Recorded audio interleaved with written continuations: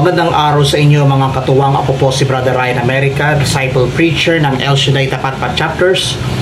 Welcome po sa ating almusal for our soul ngayong araw ng linggo, February 2, 2025, kapistahan ng pagdadala kay Jesus sa templo.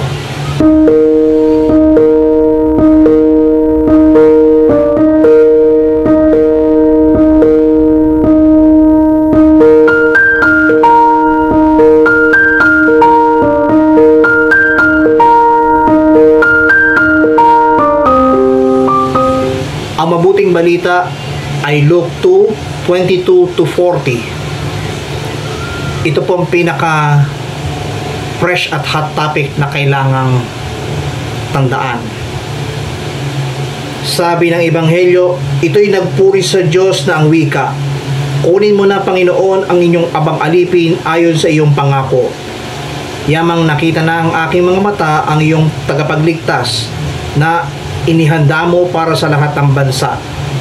Liwanag itong tatanglaw sa mga hintil at magbibigay karangalan sa iyong bayang Israel. Ang tawag po nito, Presentation of Jesus. Yan ang pinakamagandang fresh at hot topic para sa araw ng linggo. Sa Pilipinas, kumbaga ang tawag po doon ay Piyesta ng Candelaria. Bakit kamo? Yan po ay mahalaga para po sa pamagitan ng ating pagtitindi ng kandila. Yan ay bilang pag-alala sa pagiging liwanag na siyang tatanglaw sa kanyang bayan. Naway maging liwanag sa ating buhay ang Panginoon na siyang dinala sa templo ng Jerusalem, kung saan inihayag ng buong pusong pagpupuri sa Diyos ang kanyang lingkod na si Simeon. At sabi niya, nakita na ng aking mga mata ang iyong pagliligtas na inihahanda para sa mamamayan ng Israel.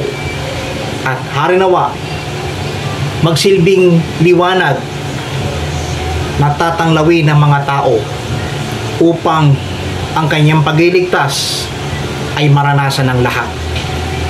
Kaya patuloy tayong samahan ng Panginoon sa pamamagitan ng pagsasagawa ng kanyang mga salita. At maranasan natin ang dakilang layunin ng Diyos upang sa pamamagitan ng kanyang salita, tayo na mga anak ng Diyos ay patuloy at higit na patuloy na mapakinabangan ang kanyang salita at sa tulong at grasya ng ating Panginoon.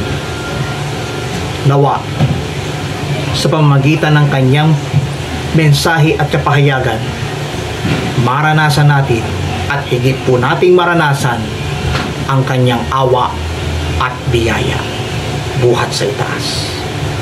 Kung nagustuhan niyo po ang video na ito, tapagpala, pass to everybody.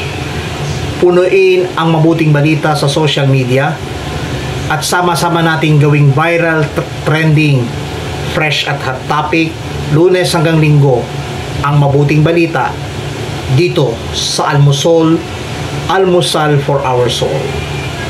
Magandang araw po ang aking pagbati sa inyo lahat.